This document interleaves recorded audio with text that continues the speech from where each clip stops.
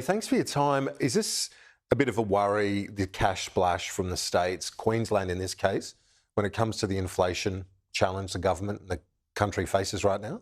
Well, Karen, I think all relief is welcome for households, and certainly those Queensland households will all be seeing tax relief on the 1st of July as we put in place a tax cut for all taxpayers.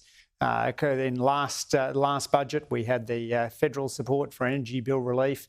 That's something we believe is a responsible, targeted cost of living measure as we look to work in concert with the Reserve Bank to reduce inflation. Yeah, that energy bill relief, you can argue, was. This one is for every household, though. Yours was targeted. That's not so much, is it? $1,000 for every single household, whether they need it or not. I'll leave it to the Queensland Government to talk about the specifics of their proposal, Kieran. As you say, it's only just been announced today, but certainly I'm sure... Just on the inflationary thing, the inflationary implications, are you worried about that at all?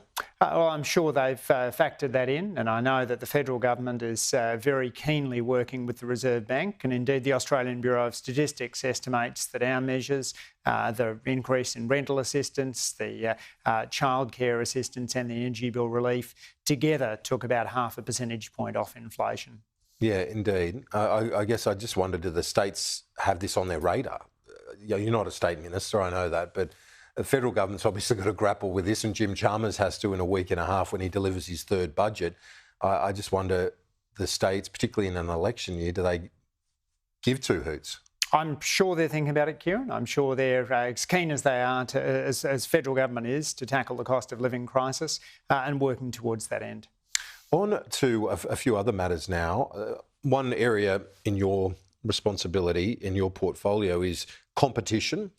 You responded to an Economics Committee report recently about a lack of competition in the beer industry, and you've said we're paying too much for a schooner. What's going on here? Who's the dominant player here? Well, the beer industry in Australia is essentially a duopoly, Kieran, with a number of very small players alongside it. And what the House Committee, Economics Committee, chaired by Daniel Molino, with input from people such as Andrew Charlton, noted was that the impact of that duopoly had been that Australians were paying too much for beer. It's important to make sure that we get more competition into the economy. Beer is just one example of the ambitious competition agenda our government has, with the goal of getting lower prices for consumers, better wages for workers, and more productivity, which ultimately drives living standards. Are those big players in the beer market, are they squeezing out some of those craft brewers that we're seeing around the country? That was some of the evidence that the House Economics Committee heard, Kieran. The suggestion that it can be difficult for the smaller players to get onto taps in some of the big pubs because all of the taps are locked up with the large players, or that the large players are out there with their faux craft beers, making a situation where the real craft beers find it difficult to break into the market.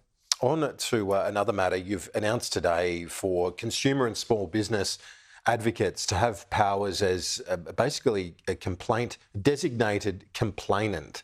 What is that all about? How does it work?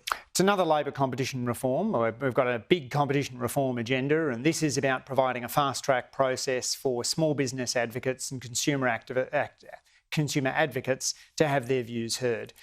This means that if they've got concerns, for example, about slow payment times for small business or drip pricing on consumers, that they can bring it to the attention of the competition watchdog, have it dealt with in 90 days.